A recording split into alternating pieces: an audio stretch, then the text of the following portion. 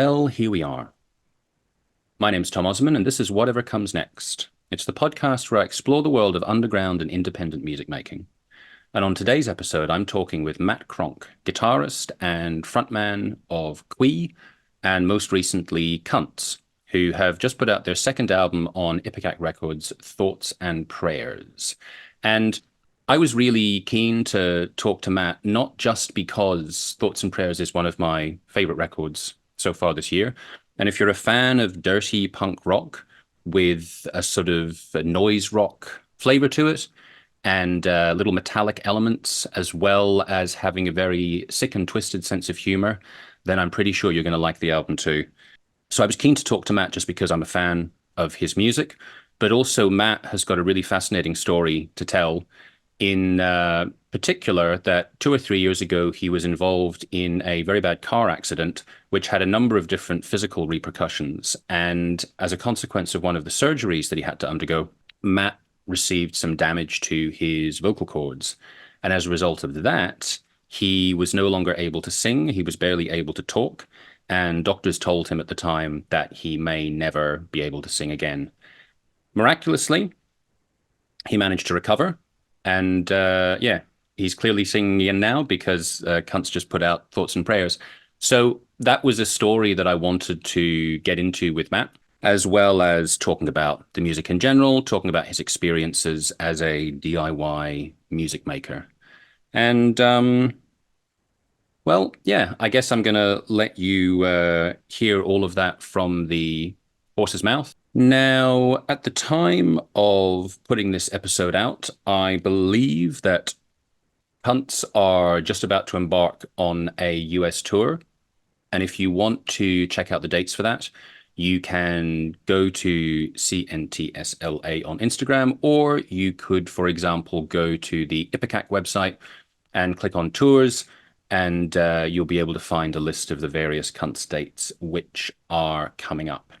Hopefully at some point the band will come to Europe, but for now, this is for North American fans. In the meantime, if you are listening to this on Spotify, I would be very grateful if you would subscribe and you would give a 5-star rating. If you are listening to this on Substack and you have not already, please subscribe. And if you're listening to this on Apple Music, then I don't know what you do, but do something pleasant, do something nice. And if you're watching this on YouTube, then a little thumbs up would be nice. In all instances, tell your friends, tell your family, tell your loved ones, spread the word, spread the episodes. You can follow me on all social media at Tom Osman Sounds. If you would like to check out what I'm doing musically, you can go to tomosmansounds.com. And I guess there's probably not much else that needs to be said. So I'm going to leave it now in the hands of Matt Cronk of Cunts. I was talking to someone and they gave me this fantastic story. And then I realized 5 minutes, I'm like, oh, fuck. I didn't record that. Whoops-a-daisy.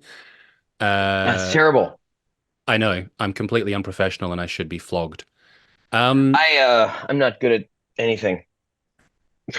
I wanted to start this off by saying, all right, cunt. And I thought you would take it in absolutely the right way. But at the same time, we've never met before. So I thought I'm not going to be quite so bold. So, Matt. You know what? You can, and I'm not offended at all. It would be a bit weird if you were offended being called a cunt when you did name your band Cunts. Yeah, I think you're right. Yeah, I mean, I'm not terribly precious about things like that.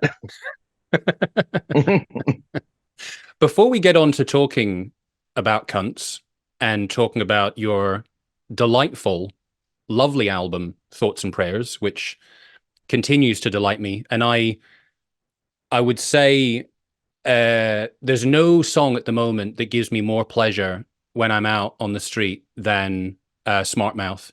Just walking down the street with the whole refrain, which I could repeat word for word, but obviously you know it, and anyone who's heard it know it. It's just like, it's such a wonderful kind of like anti-call to arms. And it just feels like it's impossible not to march to it when I'm walking down the street to it. So yeah, Cool. we will definitely get into that. But firstly, I just wanted to ask you, Cronk, This is an interesting last name. Where does Cronk come from? I grew up thinking that it was German because I know I do have some German blood, I guess.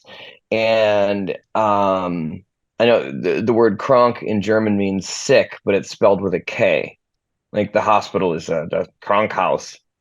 An uncle of mine some years back did the some type of ancestry test, and come to find out it was Dutch. I guess yeah, I guess the my great however many great grandfather came over from Holland, settled in Canada, and then moved to Michigan sometime a long time ago. Yeah, but yes, I'm a Dutchman for whatever that's worth. Yeah, as a well, I also I have difficulty knowing what my national identity is. I was born in Australia, but I think at this point I'm a European or I'm Scottish, whatever I decide to call myself. But Mhm. looking from the outside on the US, it seems to me like a lot of people in the US define themselves by what their family history is. Like people from the US will call like, oh, I'm Irish or I'm Italian or whatever. So Yeah. is that a real thing? And did you used to think like, oh, I'm German, or was it not like that for you? For me personally, no. And there is a lot of that. She's particularly with Irish people, and I have like a lot of Irish blood in me too. If I'm to believe what my parents have said, like predominantly on both sides, like a lot of Irish blood, but I don't give a fuck. You know what I mean? Like I barely care that I'm an American. Like I'm not really like it seems so often too that like people use whatever their like heritage's stereotypes are to justify whatever bullshit they're doing. Or I don't know. I don't really care about it at all. I'm a European mutt. Yeah, I'm not out like marching in the St. Patrick's Day parade or yeah, no, I don't care. And again, coming from the outside, how, if at all, territorial do you feel like in terms of the part of the US that you're from compared to other places? Like, how much does that matter to you or to other people in the US, do you think, in general? Well, I live in Southern California. I've lived here for 25 years, and I'm not territorial insofar as I want to start fights with people from San Francisco or Yeah. anything like that. I love Los Angeles, and I'm not getting it tattooed on me or anything, but I really love where I live. Um, and that has a lot more to like it's not because I happen to be here. Like I chose to be here because I Yeah. like it. I grew up in Minneapolis, Minnesota, which is just miserably cold place, way in the middle of the country, at the very top at the Canadian border. And I can just speak to my own experience there. That like a lot of people in Minnesota seem to like take pride in the fact that I live in this horrible place and I can endure it. And it's like, okay, like, I don't know, enjoy, bon appetit.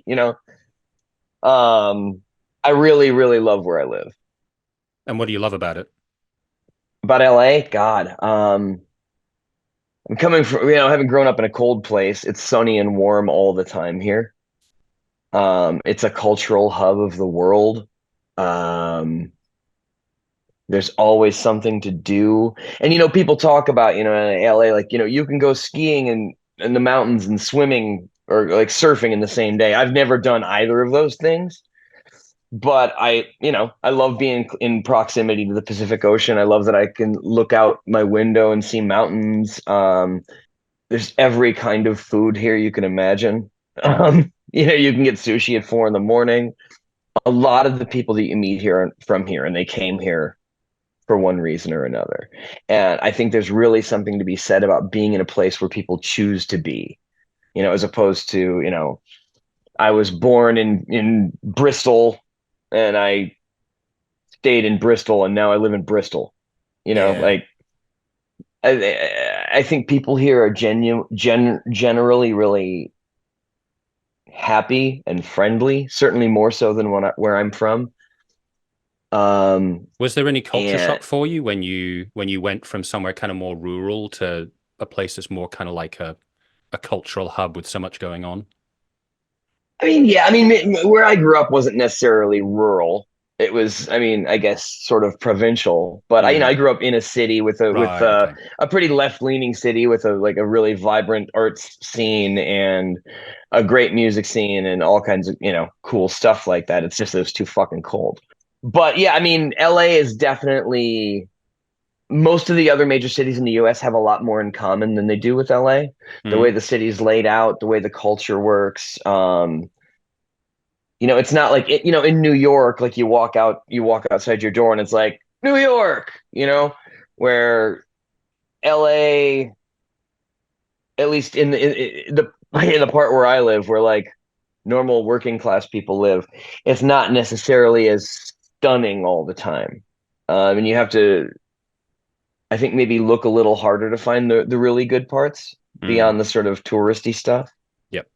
But I'll be 47 next month. I moved here 25 years ago. So when I was 21. So like I've lived in LA more than half my life now. I relate a lot more to this being home than Minnesota.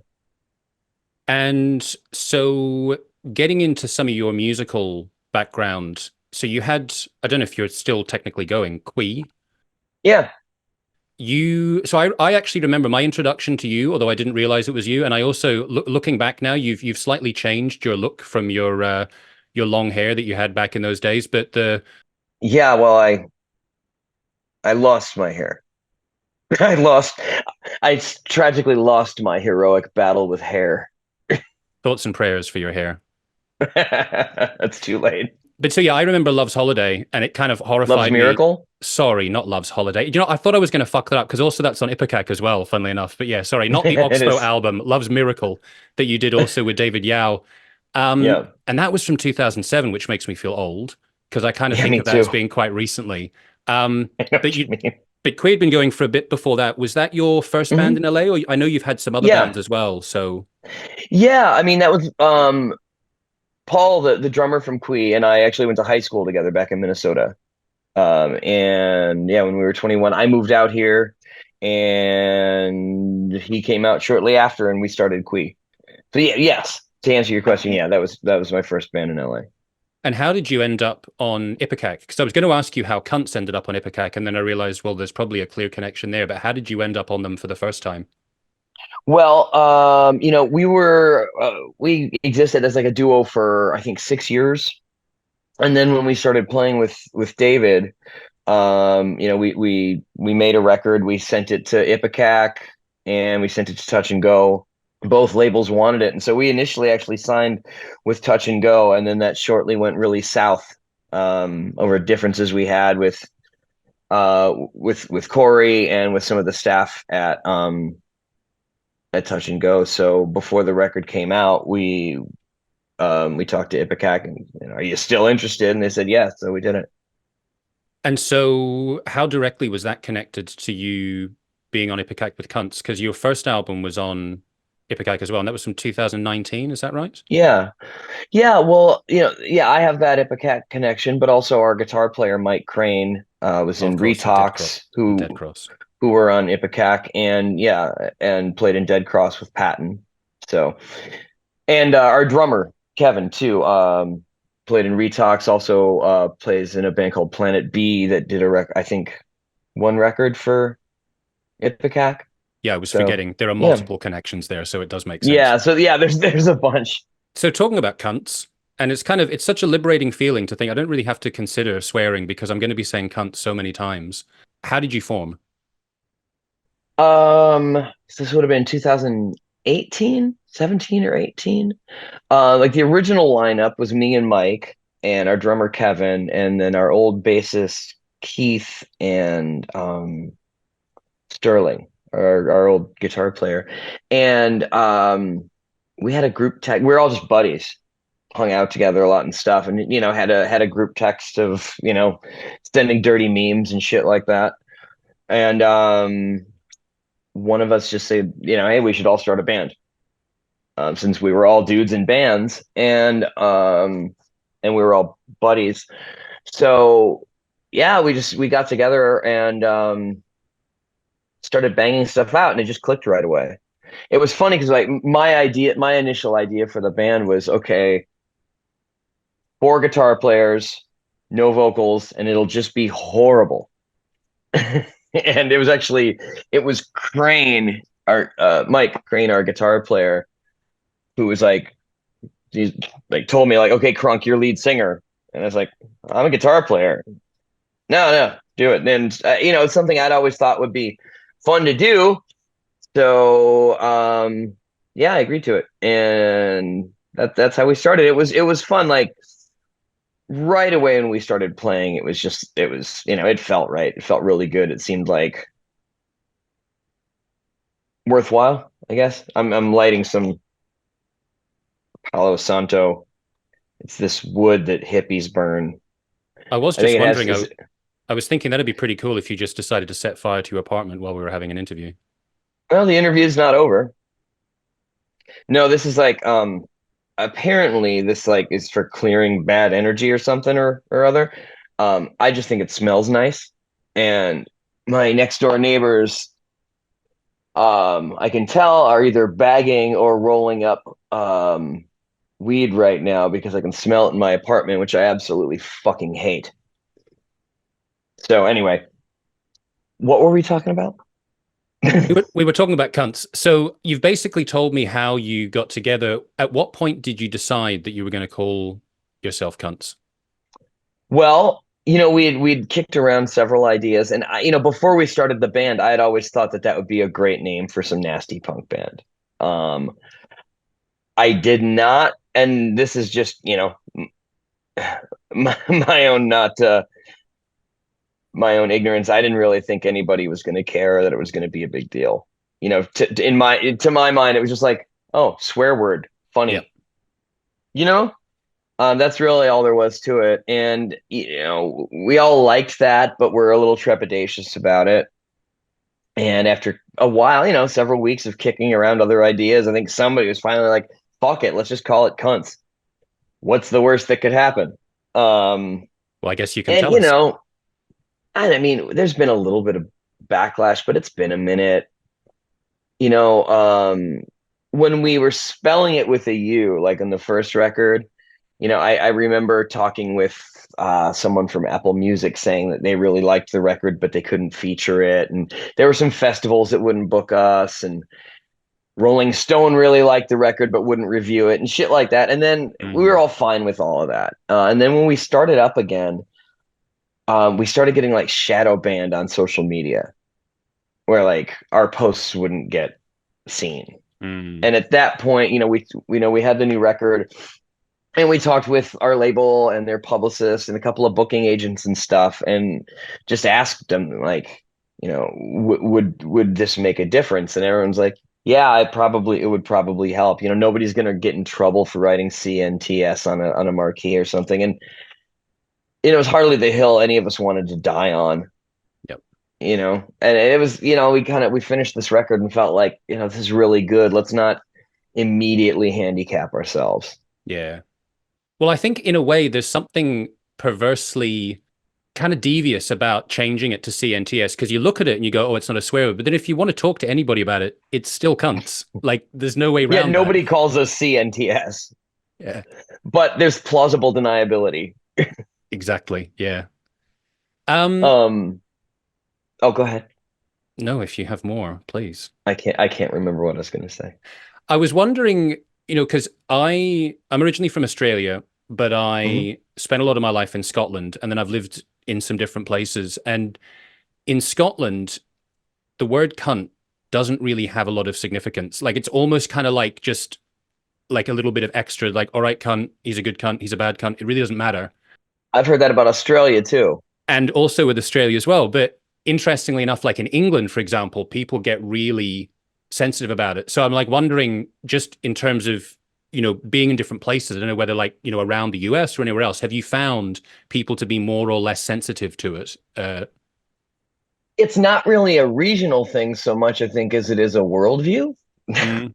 We've actually, just because of circumstances between our first record, the pandemic, various hospitalizations and injuries, we haven't toured all that much. In fact, just last month we did our first West Coast run. It was like our first time out of California. Um, and no, I don't think. I mean, we'll see what happens when we get to the Bible Belt or whatever. But when we first thought of it too, I thought the only people who would be offended by that would be like church ladies and stuff. Mm. And my thinking was they would never hear us anyway. I honestly haven't encountered anyone in a while who had a thing to say about it other than that's really funny. Yeah. I think also like, and I've watched some clips and seeing you on stage saying we're cunts is like, it's quite disarming because it's like you're basically just saying we're a bunch of arseholes. So can you really be angry about that? Well, that was the other thing too, when people would accuse us of like hate speech or misogyny, and it's like we're referring to ourselves. Yeah. Like we're not like none of that's a factor. Like we're like yeah, I mean, and I also don't believe that the word is inherently misogynistic or any other thing. I mean, I think the same could be said with any word that anybody has a problem with. It's not the word itself; it's the context in which it's said and the intent with which it's said, which Yeah. I think is pretty obvious with us. So, to my way of thinking, there's not really anything to get precious about. And if somebody doesn't like us, we're pretty easy to avoid. You know Yeah. what I mean? It's not like we're on the fucking halftime show at the Super Bowl. Like the Rem- vast Remember this majority. moment. If you ever end up at the halftime show in Super Bowl, remember this moment. You know what? If I mean, I'll do it. I mean, I got to think the catering backstage or something like that's got to be pretty good. But you know what I mean? Like hardly. I mean, if you consider how many people there are in the world versus like the numbers that like I see on our streams on Spotify, it's a negligible amount of people who've even heard of us. Yeah. So like if you don't like it, it's totally possible to live in a world where you could pretend we don't even exist.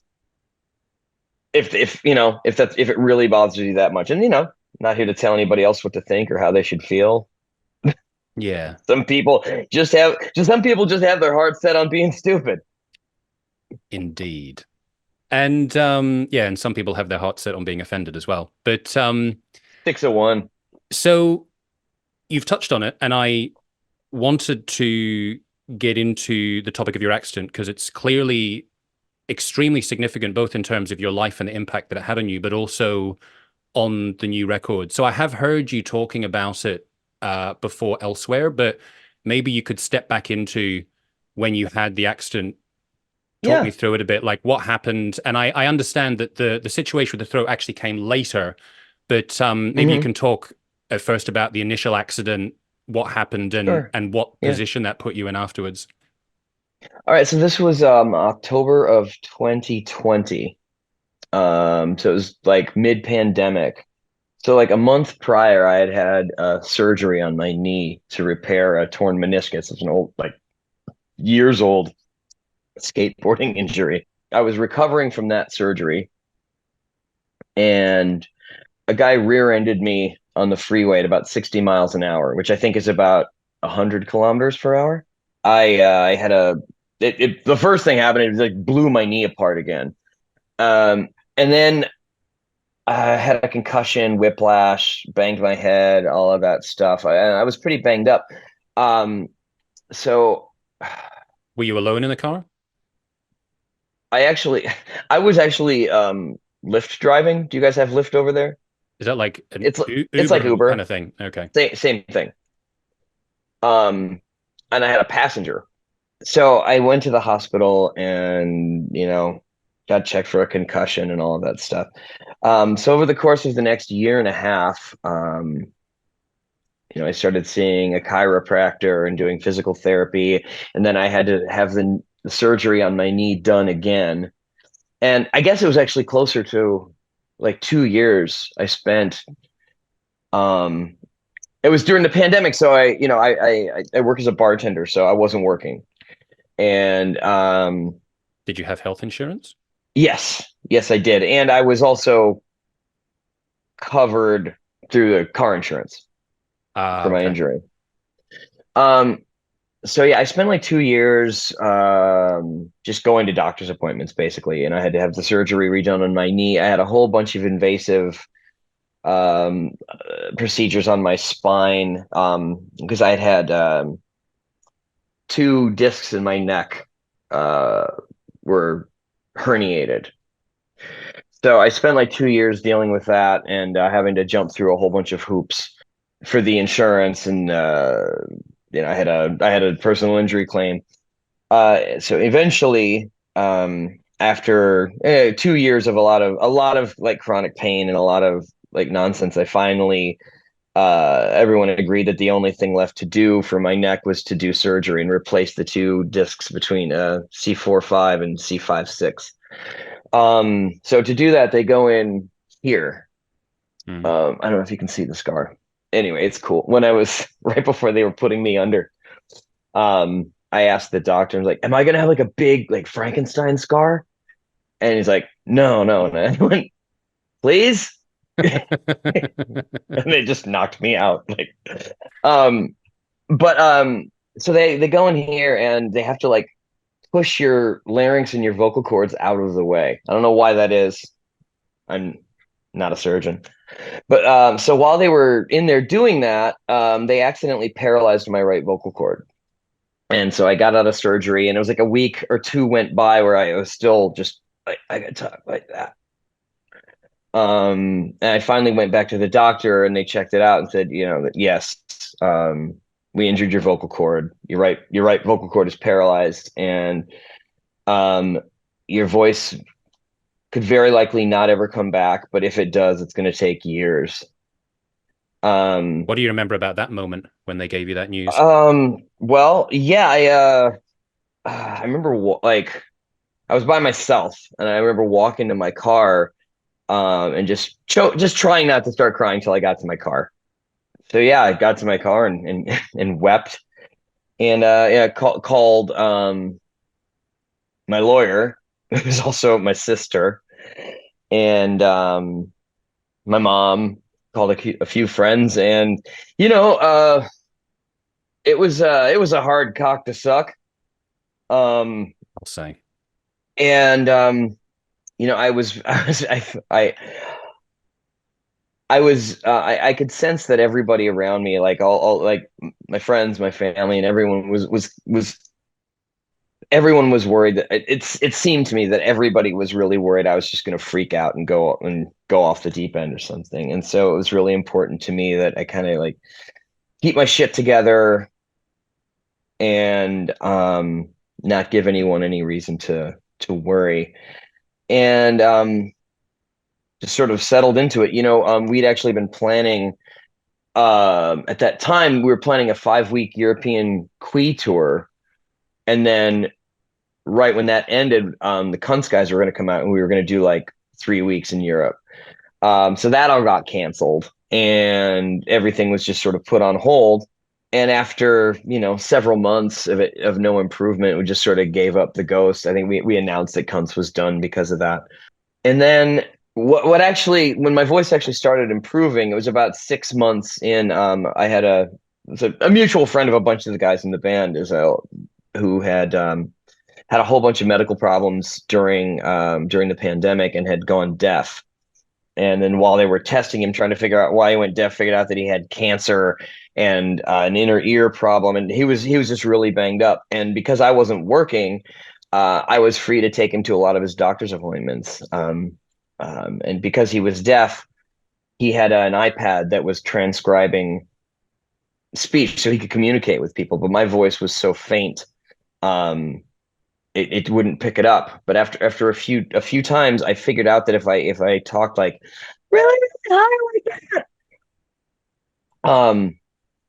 it could get loud enough for it to hear it. And after doing that for a couple of weeks, my voice started to heal. And after Mm. that, it was about a month till it was pretty much back. Wow. So that was kind of like it was like an accidental therapy that no one would have brought up to you. Yeah, yeah. It was. I wouldn't have thought of it. Yeah. So yeah, it seemed pretty miraculous. And so I mean, had they told me when I lost my voice that you'll be fine in 7 months, that would have been like, yeah, okay, well, cool. I don't have to go to work, Yeah. But that whole situation could not have resolved itself more ideally because I'm fine. We're back. I can talk. I mean, I'm not a particularly stoic or like strong silent type. So not being able to talk for a long time was it was hard and a wonderful opportunity for growth. Oh, absolutely. I was wondering, there must have been, so there was clearly a period where most people were saying you like as a singer you're done. Yeah. So I'm wondering during all of that time, were you creating, were you writing, or had you kind of gone, right, fuck this, I'm not doing anything, or did you have some kind of outlet? I was playing guitar a lot. Yeah. I've always thought of myself more as a guitar player. Um, it's always sort of been my first love. So started doing a lot of that, and I did some I wrote some stuff for other people. I collaborated with my friend Stu Brooks from Dub Trio, Hmm. and I co-wrote some songs for his solo album that some notables ended up working on. And that was cool. Yeah, I mean, I tried to busy myself doing whatever I could. And I'm wondering, so like when I listen to Thoughts and Prayers, and it's kind of funny that you say that you think of yourself more as a guitarist, because I love the music, but I think it's the lyrics of the album that really elevate it. Because aside Oh, from, thanks. like Smart Mouth that I mentioned, there are so many parts of the album where I'm listening to it and just the lyrics just make me smile and make me laugh. Oh, thank you. Like the For a Good Time, Don't Call Her, where and I'm not gonna say it exactly right, but where you're kind of like, today I couldn't understand exactly why my anxiety was sky high and I had these feelings of dread and hate. And then I remember tonight we have a date. Like every time I hear that, it just makes me laugh. I actually didn't write that. Oh shit. Crane wrote that. That was all his. Um, Well, I'm sorry. Well, I but gave I, I'll let I him gave know. him a confident. I gave him a compliment at least. Yeah. Were there any other lyrics that you liked? Or?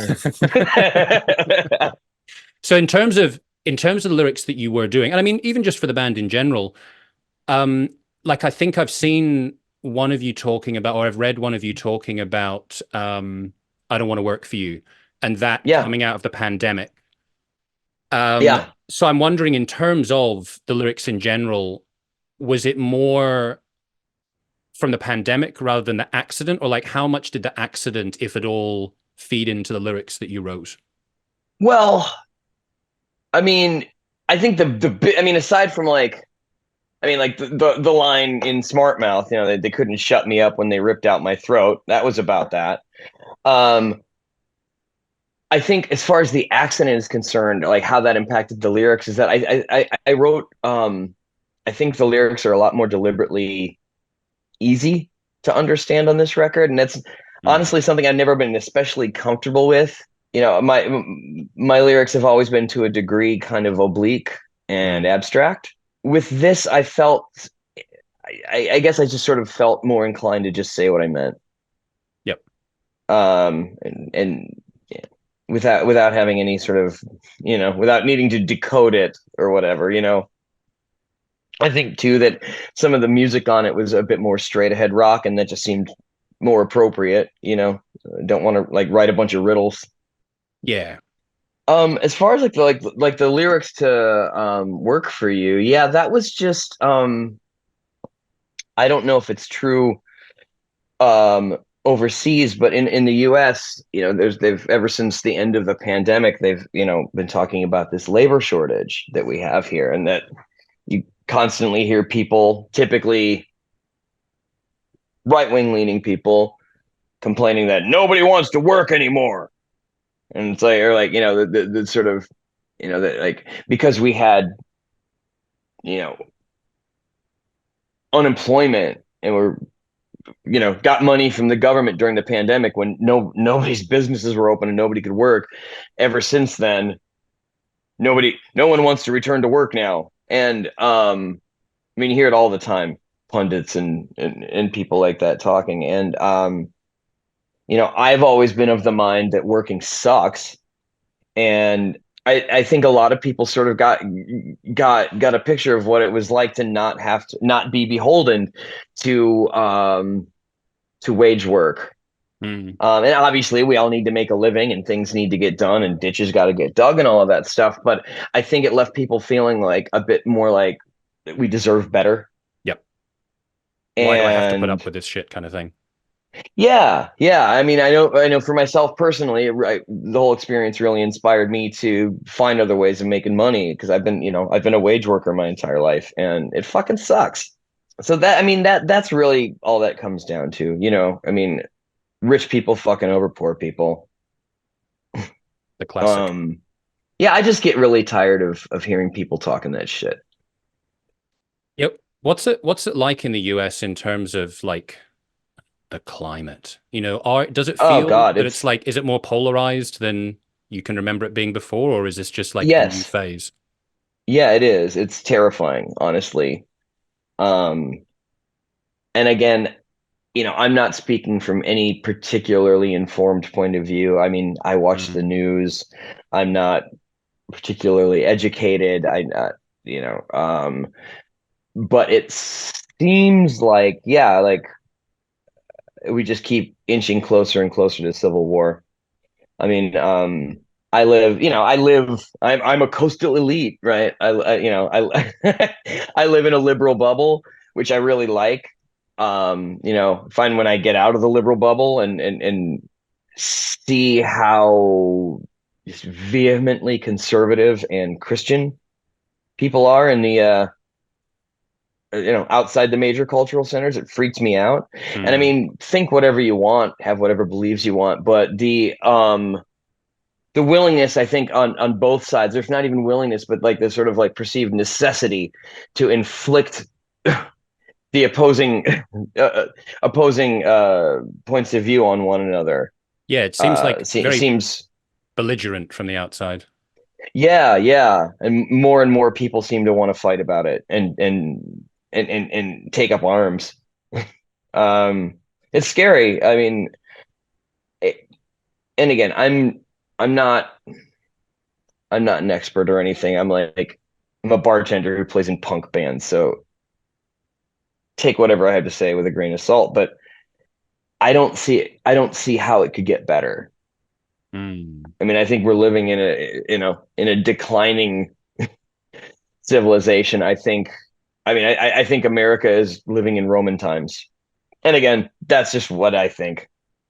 So we're in that moment in The Simpsons where the policeman gets his tie caught in the hot dog machine and he says, "Is it going to get worse before it gets better?"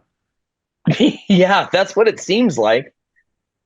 Switching to a slightly more philosophical topic, what makes a cunt a cunt?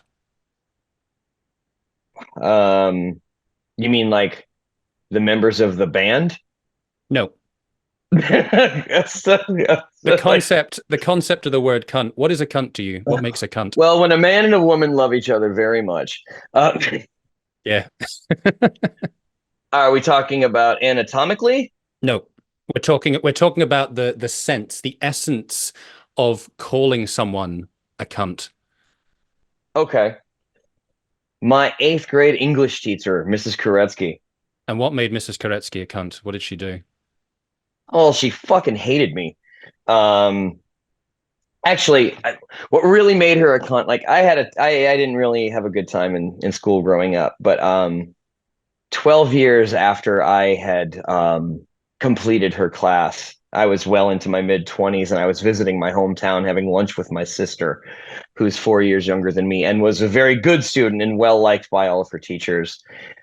She and I were out to lunch and saw Mrs. Koretsky and was like, oh, let's go say hello. And so, we walked over and this I mean, woman, she's probably like in her 60s, just like fawning over my little sister.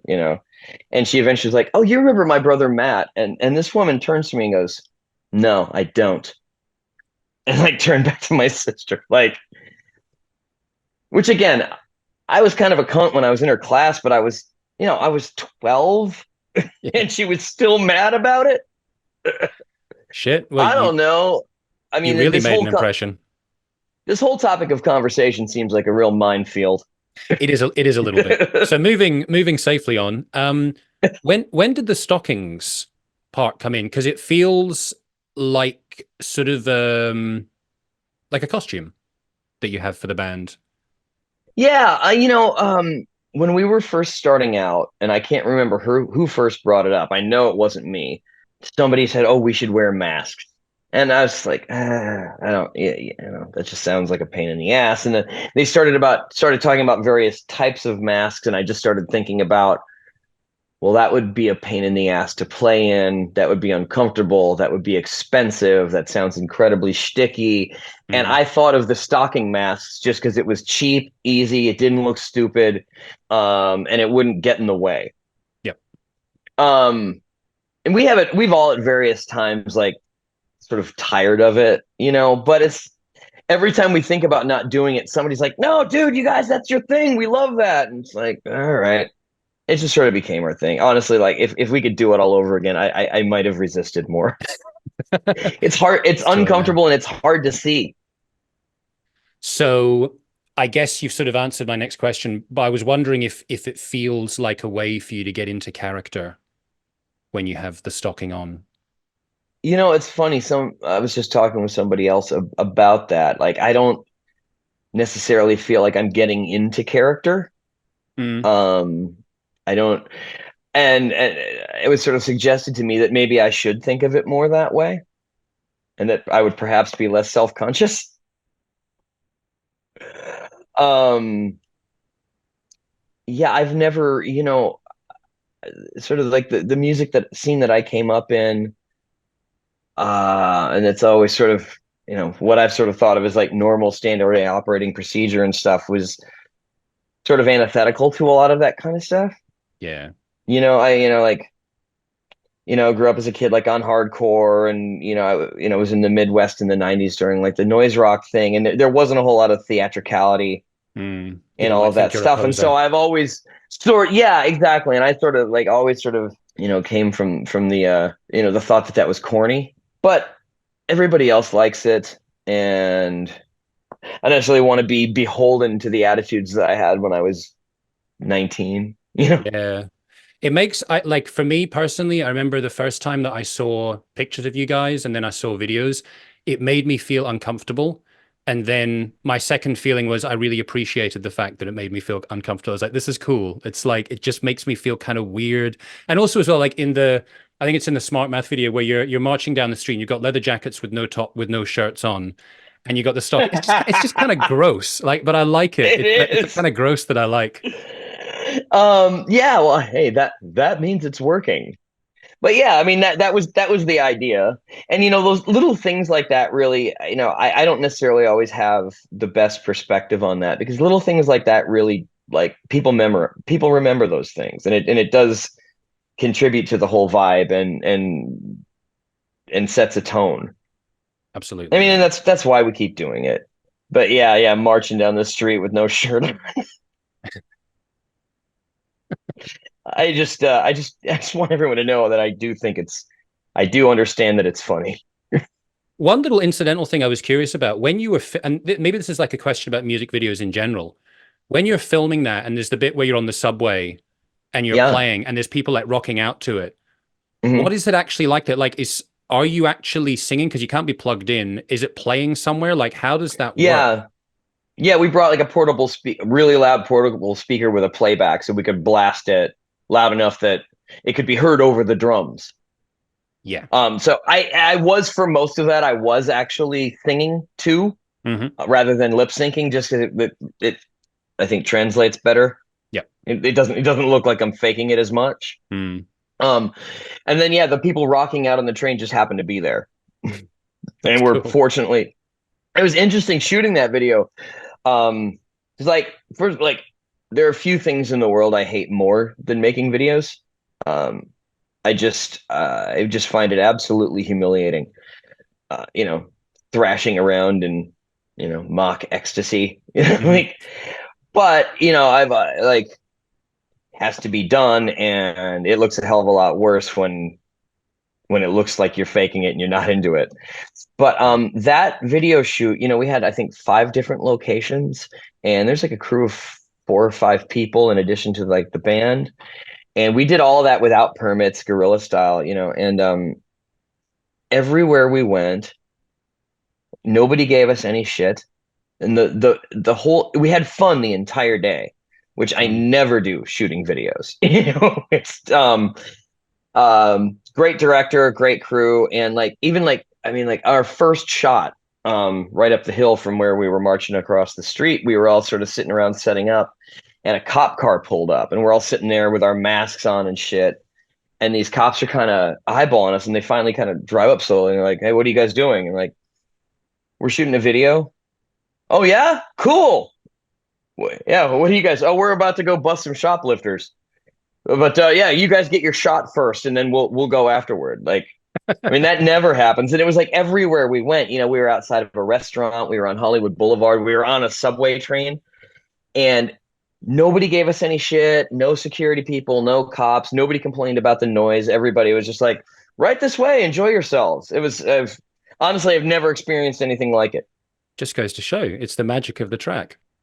I'll take it. You're like Pied Pipers, the Pied Pipers of LA. Yeah. Now, Matt, I don't want to keep you too much longer, but have you got time for a couple more questions? Yeah, yeah, I'm good for as long as you want to go. Awesome. Um, Going out west. I love Tom Waits. I love that song. Hmm. I love your version of that song. I think it's a perfect song for you to do as cunts. Like it absolutely fits the tone. Thanks. I was wondering, you probably have other songs that you play in rehearsals or you play live. Are there any other covers that are kind of like your go-to? Yeah, we were for a while like most of our sets we did "Symptom of the Universe" by Black Sabbath, Hmm. which was really fun to play. "Thirsty and Miserable" by Black Flag. Nice. We have talked about a whole lot of like we were listening to in the van on the tour last month. We were all listening to "Commotion" by CCR, and we all Hmm. got excited about that and decided to cover it. But we haven't worked it up yet. Um, we were talking about doing another Black Flag cover. In my head, like late model Black Flag. I Um, love that album. yeah, I do too. I mean, It's I weird. like It's all like I it's like all of it. yeah, yeah. Such a strange I mean, there's mix. some It's like Henry's so far back, like he's down a tunnel.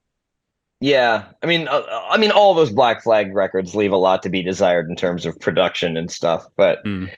and there's certainly some duds on it. But it's Black Flag. Like, who's better? It's so weird as well. I think that's part of the charm of it. It's like obviously they had classic frontman before Henry Rollins, but Henry Rollins is on the albums.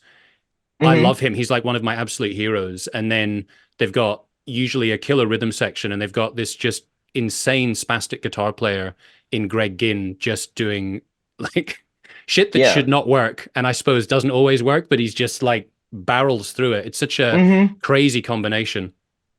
It seems like for Black Flag fans, and I know it's certainly the case for me, that like the first one you heard was always your favorite because they're like all their records are so different and different lineups and different vibes and stuff. Like when I was 11, somebody gave me a dubbed cassette of Damaged. Mm, So that's my ideal Black Flag. But I like all of it. yeah. I mean, obviously not what they're doing now, but Thoughts and prayers for yeah. that album. Just thinking about some other influences, like you've mentioned coming through in the hardcore scene, and I think you touched on noise rock as well, and obviously you've got the David Yao connection, and I think I hear like a little bit of Jesus Lizard from time to time in Cunts, and I hear some Unsane maybe. Um, Hmm. I thought maybe I heard some Queens of the Stone Age in there. Is that likely to have been an influence that dripped in there somewhere? Well, the other guys in the band love Queens of the Stone Age. Hmm. Um, I personally am not. I'm not really a fan. Yeah. I don't like hate them or anything, but Yeah. it's never really spoken to me. Anything else in particular that stands out? Because you do have quite a range. Like it's clear that there are a bunch of different things going on in the music. So I'm wondering, is there anyone else in particular who's kind of like really key for the sort of overall tone of the band? Well, we're all big fans of classic rock. Mm, Um, AC/DC and Led Zeppelin and stuff like that. We have pretty varying tastes though. Like I tend to be more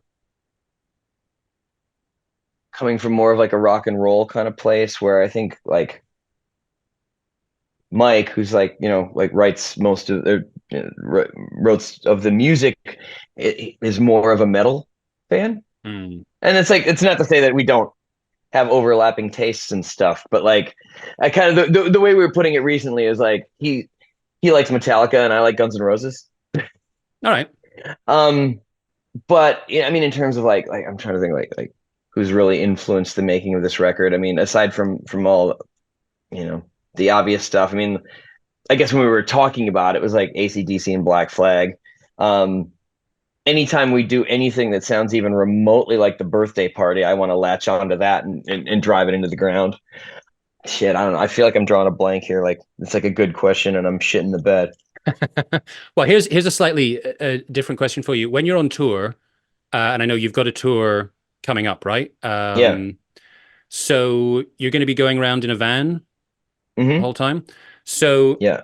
is there anything in terms of what gets stuck on the stereo that at this point is banned, or anything where you're just kind of like, one person might want to put this on, but the rest are going to go, fuck no, we're not listening to that. It seems like that happens to me more than anybody else. A lot of what we end up doing is like, and that's actually some of the funnest times in the van, where it's just like, remember one day we were talking about like, I can't remember what song it was, but like, God, this is just like a perfect song. And it was like, what are some other perfect songs? And like everybody sort of got to chime in. Like we listened to Rock With You by Michael Jackson and Surrender by Cheap Trick. It's All Right Ma, I'm Only Bleeding by Bob Dylan, and like, Stones tunes and a lot of Motown and stuff like that. I'm trying to think like what's banned. Like a while ago, Mike and Kevin weren't familiar with Per Ubu, Okay. and I love Per Ubu. I mean, my tastes are sort of like the Ramones and Captain Beefheart. Yeah. Um, You've got a bit of a thing for the avant-garde. yeah, yeah. And I remember I put on Dub Housing by Per Ubu, and about halfway through the first song, Mike goes, "I don't like this." Or like I was playing. What else is it? Like they gave me shit for liking the Sundays. There was something just recently that. Oh, I was listening to the Rose Tattoo. Oh, shit, I don't know that. You know the Rose Tattoo? They're Australian band. It's been Nice a long boys don't time play since I rock lived and in roll. Australia. No, I'm gonna have to do some homework after this interview. Yeah. I mean they had a handful of songs. They were like AC/DC ish, Oh, but they're probably their biggest song was Nice Boys. Guns N' Roses covered it. I think now that you're describing it more, I have a vague idea of them, but yeah, I'm not really particularly familiar with them. So what was Mm. it that was so offensive to your bandmates about that? I don't think it was so much offensive as it just didn't do anything for them. You Yeah. know, we had been, I remember a while ago we were talking about how, on paper, AC/DC's music is really easy, except when anybody else tries to play it, it sucks. And as I was listening to that, Mike was like, "Hey, remember what you were saying about how when other people play AC/DC, it sucks?" Fair point. Speaking of live shows, cunts have got a reputation for having quite rowdy shows. So how much of that is mythos, and how much have you actually got war stories of violence and escapades live? Some of that might have been exaggerated deliberately. Um, but our audiences tend to go off pretty hard. A Mhm. lot of jumping around, slam dancing, and what have you. I mean, we've had fights. We've actually, you know what? We've actually had a lot of fights break out in the crowds. Like particularly like some of our first shows, we were playing in like these like outpost towns around Southern California with a lot of weird hicks. And like I remember like we played in Lancaster, and like first song, huge fight breaks out, spills out into the streets. It doesn't, at the same time, nobody's gotten killed. Nobody's hit me yet. Um, I think more so than violent, I just think of our shows as being really energetic Yeah. and fun. I mean, we're all about having a good time. Cunts just want to have fun. Yeah, pretty much. I mean, we take what we do seriously, and we work really hard at being really good. And on the other hand, we try not to take ourselves too seriously. And I was like said this in another interview recently, but it's like, we're wearing fucking pantyhose on our heads. Like, how serious can we really be? We're called cunts. Indeed. So thinking about the upcoming tour, um, like what's ahead? Where are you going? Any new places? Is it a headline tour? Yeah, a lot of headlining. We're actually, well, we've never been off the West Coast. We've only been out of California once, so we're doing the whole US. And I'm really excited. Cunts have never played in my hometown of Minneapolis, and we're playing there at a festival in May. We're playing in New York, we're playing in DC, Texas, Chicago. All no, we haven't been to any of these places before, so hopefully that goes well. I'm excited for it. Yeah, that's super cool. And I've just realized how stupid I am geographically. Minneapolis, right? That's where Prince is from. Yeah. And I referred to it as some kind of rural town. Well, I mean, 20 minutes out of Minneapolis is farm towns, you know. Okay, thank you. I feel a bit I better. uh I actually worked for Prince for a week when I in '97. It was awful. Oh, It was shit. truly horrible. And he was sort of notorious for this. I used to work for a production company that did concert lighting and stuff, and he was doing rehearsals for a greatest hits tour, and he hired our company to come in and basically like run his light rig for the rehearsals. And it was like 20-hour days. I mean, and I love Prince, Yeah, me too. but he was a fucking psycho, and I and believe and that, yeah. I was told by his staff when we got there that he likes fucking with his staff. And so like it was I mean literally like 2 days of a crew of 20 people setting up his whole concert rig on his giant sound stage in Paisley Park, and he come in and said, "No, I want it over there." Like that kind of shit. And like I say, we're working 20 hours a day. He one day didn't like what my friend was wearing and made him wait outside all day. Which is funny. And I think he still got paid, but it was middle of the week that I was there. It was like 2 o'clock in the morning, and I was one of two people there.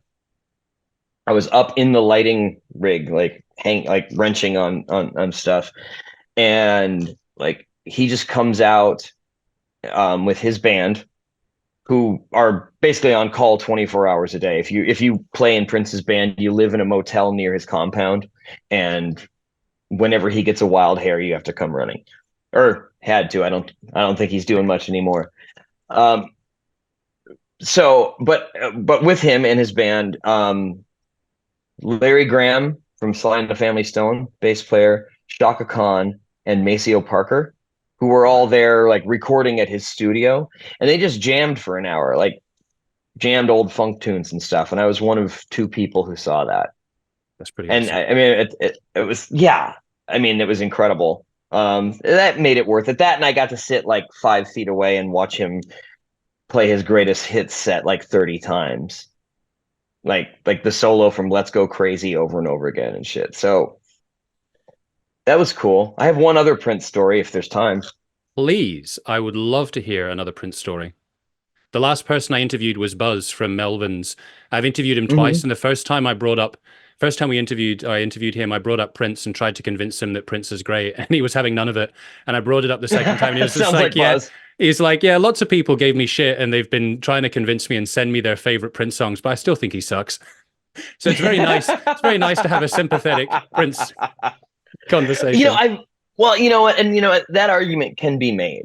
Hmm. I mean, I had personal experience working for him. He's a fucking monster. Was. And I don't like a whole lot he did after 1985, Hmm. but those first five records and the Purple Rain soundtrack. I mean, some of that too is I was a kid in Minneapolis when all of that was happening, so it was everywhere. It was inescapable. Yeah. I was like 7 years old when Purple Rain came out, and it was on every radio station, 24 hours a day. Um, so there's that, but I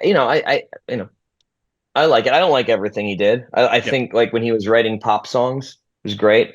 When he got into his later late 80s into the 90s. I can't think of a single thing he did I enjoyed at all. So you've seen Purple Rain. Yeah. That club, it's called First Avenue, Hmm. where they play. And there's like that main room, which is like I think a 1,200 seater, maybe 1,000, and then there's a smaller room off to the side that's like a 250 cap room where all the like that's where Husker Du and the Replacements and like all the punk bands played. Yeah. It's still there. It's called the Seventh Street Entry. Um, like I saw Green Day there in like 1993. So my band at the time, when I would have been 19 or 20 years old, we were playing in the little room, and in the main room, Morris Day and the Time were playing, and I was underage, and it was a 21 and over show, so I couldn't get in. But I had a buddy who, my friend was the DJ at the club, and he snuck me up into the DJ booth, which was sort of far off from all the punters. Um, and so I'm sitting there watching Morris Day, and there's a little tussle at the door, and like Prince comes in with his bodyguards, and like he wanted to watch the show, needed a private place to do it. So I sat arm in arm with Prince at First Avenue and watched Morris Day and the Time play Jungle Love, And when was which that, was did you also say? that would have been 98, 97, 98. So that was just after you briefly worked for him? I can't remember which came first. It was all within a year Yeah. or two. Was Yeah. there any interaction? Like, did you ask him anything? Did you say anything I to was him? like, I think I knew his reputation well enough to know just to like, I think I did like a, Yeah. um, no, yeah, I didn't want to get sent home. Yeah. No, I can understand that. Just enjoy the weird experience of sitting next to him watching the band play. Yeah. Yeah. Yeah, that's pretty cool. That's pretty cool. I saw Prince play a couple of times, but I never got that close.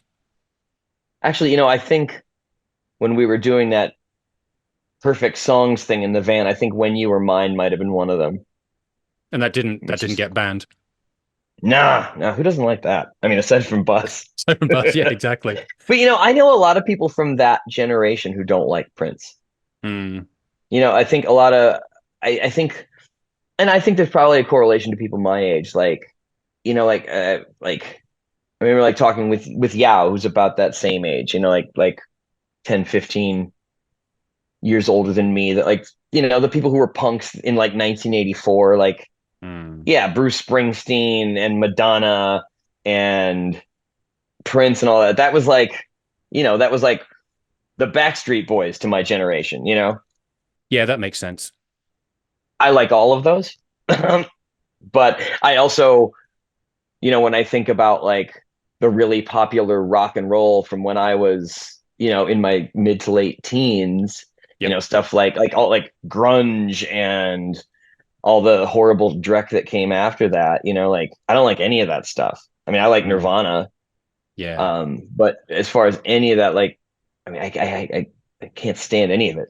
There's a couple of Soundgarden songs I like, but like, I think it's kind of the same thing. Well, I love Soundgarden, but I'm not gonna. It's not the hill I'm gonna die on. So, Yeah, and I'm not trying to stop anyone from enjoying Soundgarden. I think they're doing okay without me. but I know what you mean. Like there are certain. I think there was a time, a particular time where I was so passionate about certain music that the things that didn't fall within that I really hated. And with some of them over time, I can go back and go, actually, I don't mind this at all. But I was very, very passionate about it. And there probably still are some bands where I'd be like, nah, fuck you, just forever. Yeah, I mean, there's plenty of that. I mean, the Red Hot Chili Peppers, never.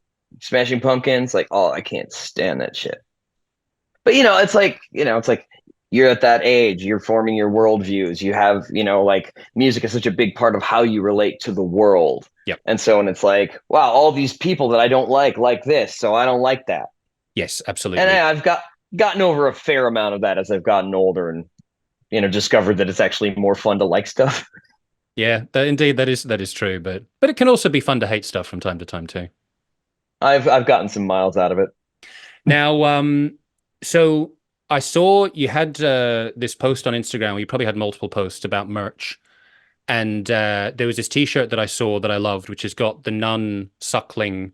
A Like it's goat? a goat, yeah, or partly skeletal goat as Yeah. well. It seems to be. So I've ordered Is it? that. I'd have to look. It's on the Okay. way. So I'm going to be wearing that with pride as I walk around. And if anyone stops me, I'll say, "Well, there's actually no swearing here, and what could be more natural than breastfeeding?" Maybe not a goat. Yeah. But just as a kind of a closer, in terms of people supporting the band, how should they do that? How should they follow you? You're quite active, both with Cunts on your personal account on Instagram, and you post quite a lot of funny videos. What's the best way for people to be like involved and support the continuation of Cunts? Well, money's great, so buy our stuff. Come. No, I mean, But that's no, I mean that's a come to legitimate our answer. But but buy it in what way? What should people buy? T-shirts, merch? Should they go to the all Ipecac of it. store? Do you have a Cunts web Well, store? yeah, we have like our own like web store on our Spotify. Yep. And all of that money goes straight to us as far as t-shirts and merch and all that stuff. But um buy the record from Ipecac. But I mean, come see us play. I think I speak for all of us when I say I'm a lot more concerned with bodies in a room than I am with with numbers at the end of the night. You Yeah. know, we certainly love playing to people, regardless of what that pays. you know, Yeah. Now there was you mentioned earlier about um a proposed European tour getting scuppered back in 2022, 2021. yeah, yeah, Any talk now, now that things are picking up with live shows in the US about coming to yes, Europe? yeah. As it is right now, the working plan is beginning of next year. Awesome. And we've got our booking agent working on that. I haven't talked to him about it in a minute, so I don't know exactly where all of that's at. But we intend to be over to Europe just as soon as we possibly can. I've personally toured in Europe more than I have in the U.S. Hmm. with Quee, Yeah. and I can't wait to get back. I love Nice. touring Europe. Well, And where I'm are you now? right now I'm in Oxford, but by next year I'll be in Glasgow. Okay, but you're in the UK. Yeah. Yeah, I'm really Yeah. excited to play with Cunts in the UK. I'm sure it's going to be a lot of fun. I think it will. Yeah. Particularly in Scotland, like we just talked about before, people do appreciate, cunts in Scotland. Dude, I remember the first time I played in Scotland was with Quee, and we played at King Tut's. Hmm. And I just remember it was a long time ago when I used to do things like this. I got like blackout drunk just trying to keep pace with everybody at the show because just hanging out with people and stuff. I just remember that show coming in and out of an alcoholic blackout and just the people in front just like ah! It was almost frightening. Yeah, Sounds like a you're a good time. festive people. Fuck yeah, I can't wait. I hope to do it again. Maybe Well, remember the whole thing this time. I look forward to it, Matt, and I will be watching to see when you announce the tour, and I will definitely come and see you guys play. So, yeah, Cool. the band is Cunts, the album is Thoughts and Prayers. I love it, and Thanks so much. Thanks so much for having me. it was absolutely my pleasure, Matt. So, have a great tour, and hopefully see you in 2025. All right, my friend. Cheers. Cheers, man. Bye bye.